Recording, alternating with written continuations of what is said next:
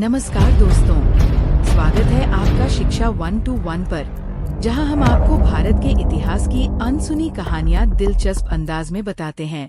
The charter act of 1813 power, trade और बदलाव की कहानी। एक समय की बात है जब लंदन के एक महान शहर में ब्रिटिश ईस्ट इंडिया कंपनी व्यापार के माध्यम से इंडिया पर शासन कर रही थी। वर्षों से उसके पास ट्रेड का मोनोपोली था, जिससे वह ब्रिटेन के लिए अपार धन कमा रही थी। लेकिन 1813 तक परिवर्तन की आहट सुनाई देने लगी थी। ब्रिटिश पार्लियामेंट ने निर्णय लिया कि अब इंडिया के शासन और व्यापार के तरीकों में बदलाव करने का समय आ गया है। यही निर्णय चार्टर एक्ट ऑफ 1813 के रूप में सामने आया। मर्चेंट्स का विद्रोह, फ्री ट्रेड की लड़ाई।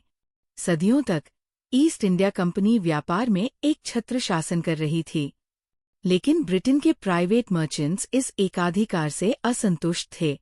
सिर्फ कंपनी ही इंडिया के साथ व्यापार क्यों करे? उन्होंने सवाल उठाया, हमें भी अपने सामान बेचने और मुनाफा कमाने का मौका मिलना चाहिए। ब्रिटिश पार्लियामेंट ने उनकी आवाज सुनी और कंपनी के ट्रेड मोनोपोली को समाप्त कर दिया, लेकिन दो क्षेत्रों में छूट दी: चाइना के साथ ट्रेड और टी की बिक्री। अब ब्रिटिश व्यापारी स्वतंत्र रूप से इंडियन बाजार में अपने उत्पाद बेच सकते थे, जिससे इंडियन इकोनॉमी पर गहरा प्रभाव पड़ा। किंग का आदेश, ब्रिटिश क्राउन की पकड़ मजबूत हुई। इस बीच British crown East India company को संदेह की नज़र से देख रही थी। अब वो सुनिश्चित करना चाहता था कि इंडिया केवल एक व्यापारिक केंद्र नहीं, बल्कि ब्रिटिश सॉवरेंटी मतलब ब्रिटिश शासन का हिस्सा हो।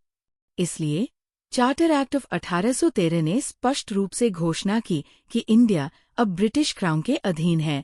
इसका अर्थ ये था कि ईस्ट इंडिया कंपनी केवल एक संचालक थी, असली सत्ता अब ब्रिटेन के हाथों में थी। मिशनरी का सपना, धर्म प्रचार की अनुमति। ब्रिटेन में एक और समूह सक्रिय था, क्रिश्चियन मिशनरीज, जो इंडिया में धर्म प्रचार और शिक्षा लाना चाहते थे। लेकिन ईस्ट इंडिया कंपनी को डर था कि इससे स्थानीय लोगों का विरोध बढ़ सकता है, इसलिए उसने उन्हें प्रवेश नहीं करने दिया। हमें वहां जाने दो और धर्म का प्रचार करने दो, मिशनरीज ने आग्रह किया। इस एक्ट के बाद उनकी ये इच्छा पूरी हो गई। अब वे इंडिया में प्रवेश कर सकते थे, चर्च, स्कूल और अस्पताल स्थापित कर सकते थे। ये फैसला इंडियन समाज में बड़े सामाजिक और धार्मिक बदलावों की शुरुआत थी। शिक्षा के लिए सोने की थैली, इंडियन एजुकेशन की शुरुआत। इस एक्ट के एक अन्य महत्वपूर्ण पहलू के तहत इंडियन एजुकेशन के लिए 1 लाख रुपए प्रति वर्ष बांटे गए। इस पैसे का उपयोग कैसे किया जाए? ब्रिटिश अधिकारी उलझन में थे। क्या शिक्षा इंग्लिश में होनी चाहिए या स्थानीय भाषाओं में? इस बहस ने कई वर्षों तक शिक्षा व्यवस्था को प्रभावित किया। हालांकि ये फैसला वेस्टर्न एजुकेशन की नींव रखने में मददगार साबित हुआ और आगे चलकर मैकॉलेस मिनट्स 1835 के रूप में इंग्लिश शिक्षा की ओर बढ़ा। कोर्ट, बोर्ड, काउंसिल और किंग की नज़र। इंडिया के प्रशासन पर नियंत्रण रखने के लिए 3 महत्वपूर्ण संस्थाएं कार्य कर रही थीं। कोर्ट ऑफ डायरेक्टर्स, ये ईस्ट इंडिया कंपनी का एक शक्तिशाली समुदाय था, जो ट्रेड, रेवेन्यू और एडमिनिस्ट्रेटिव पॉलिसीज को निर्धारित करता था।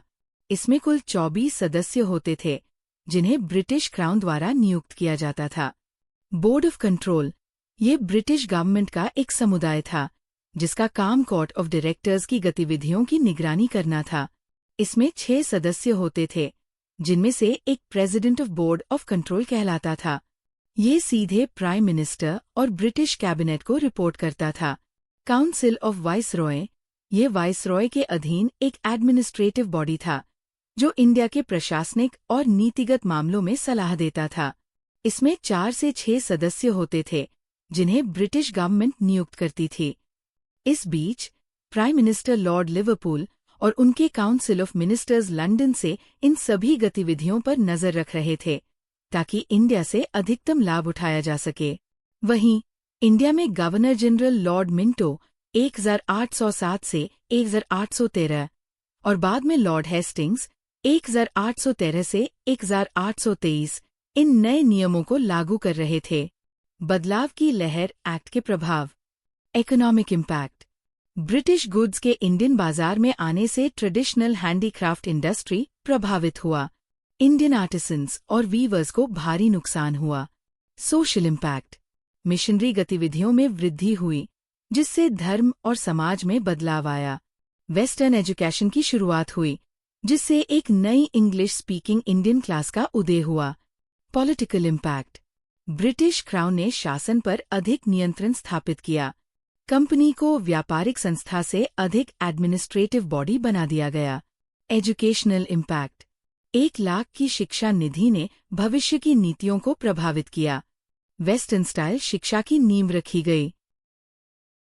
अगले अध्याय की ओर, भविष्य में बदलाव। ये केवल एक शुरुआत थी। आने वाले वर्षों में अन्य चार्टर एक्ट्स लाए गए। 1833 ईस्ट इंडिया कंपनी का व्यापारिक कार्य समाप्त हुआ और इंडिया अब गवर्नर जनरल के अधीन आ गया। 1853 इंडियन सिविल सर्विसेज में प्रतियोगी परीक्षाएं शुरू की गईं, जिससे भारतीयों को प्रशासन में प्रवेश का मौका मिला। 1858 ईस्ट इंडिया कंपनी को समाप्त कर दिया गया और इंडिया को ब्रिटिश क्राउन के अधीन कर दिया गया।